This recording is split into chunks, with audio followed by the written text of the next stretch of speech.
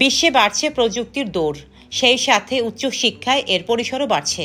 শিক্ষার মান আরও উন্নত করে বিশ্বমানের সঙ্গে তাল মিলিয়ে চলতে এবার বাংলাদেশে চালু হচ্ছে কৃত্রিম বুদ্ধিমত্তা বিষয়ক স্নাতক কোর্স।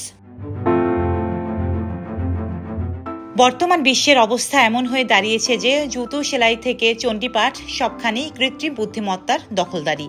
আর এই বিষয়টিকে অনুধাবন করেই বাংলাদেশে এই প্রথমবারের মতো AI অ্যান্ড ডাটা সায়েন্স বিষয়ে স্নাতক কোর্স চালু করতে যাচ্ছে বেসরকারি শিক্ষা প্রতিষ্ঠান গ্রিন ইউনিভার্সিটি অব বাংলাদেশ। সোমবার 7 অক্টোবর নারায়ণগঞ্জের রূপগঞ্জে আয়োজিত এক সংবাদ সম্মেলনে এই তথ্য জানান গ্রিন ইউনিভার্সিটি অব বাংলাদেশের উপাচার্য অধ্যাপক ডক্টর মোহাম্মদ শরীফ উদ্দিন। সংবাদ সম্মেলনে তিনি বলেন, গত 2-3 বছর ধরে আর্টিফিশিয়াল ইন্টেলিজেন্সের জনপ্রিয়তা যেভাবে বাড়ছে তাতে বিশেষজ্ঞরা বলছেন এটাই ভবিষ্যৎ। শুধু তাই নয়, পরিস্থিতি এমন পর্যায়ে চলে গেছে যে মানুষ এখন গুগল ভুলে আর্টিফিশিয়াল ইন্টেলিজেন্সের দিকে ঝুঁকছে।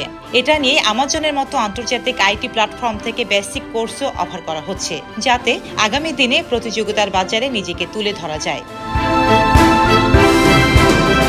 তাছাড়া AI অ্যান্ড ডাটা সায়েন্স নতুন বিষয় হলেও ইতিমধ্যে এর উজ্জ্বল ভবিষ্যতের সম্ভাবনা ফুটে উঠেছে। বিভিন্ন দেশে বিষয়টি নিয়ে অহরহ সার্টিফিকেট কোর্সও চালু রয়েছে।